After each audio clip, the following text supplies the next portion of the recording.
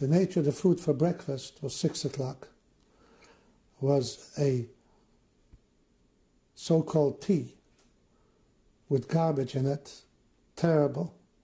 And they also put into the tea a compound that destroyed all sexual desire in a human being. The kapos themselves didn't drink that tea. They made their own tea. And for the pupils that they had, the boys that they selected, they didn't let them drink that tea either. They had their own little kitchenette, their own food. Tell me about that relationship. And about a slice of bread with a half a piece of margarine. The bread was maybe 3 ounces, dark bread, and that was breakfast after work. What was the nature of the work?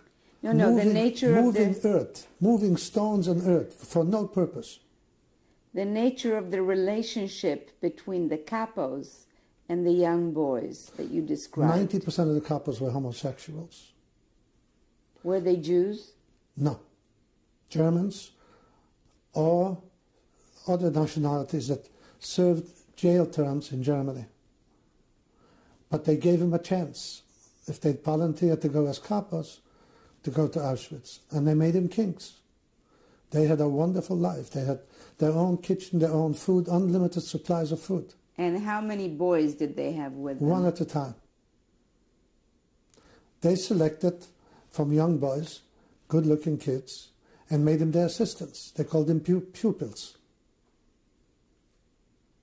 And they abused them the hell out of. I had a very close friend who was 2 years younger than I. We came in the same train. He's from Zawiercie. He became a pupil.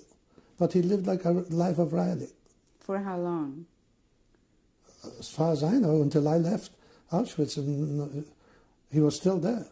Did he survive the war? I think he survived, but I didn't see him after the war. But I heard that he survived.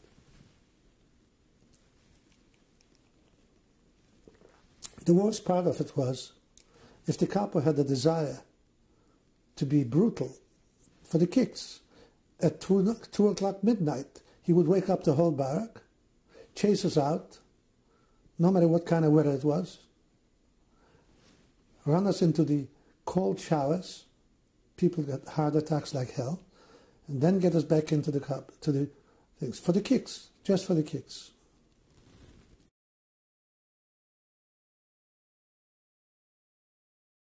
We went back to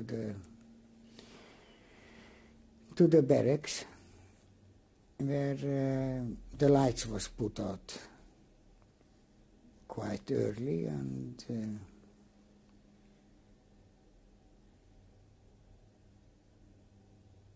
you had to sleep, or you could sleep, or you couldn't sleep. You had to be quiet. Why, each block had his own capo.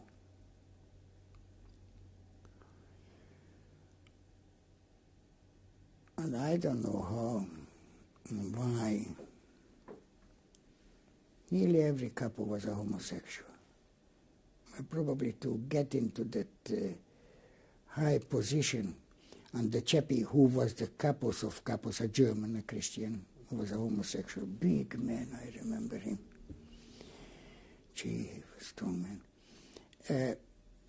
Probably he collected all his people, and they were all homosexuals, nearly, the inside capos.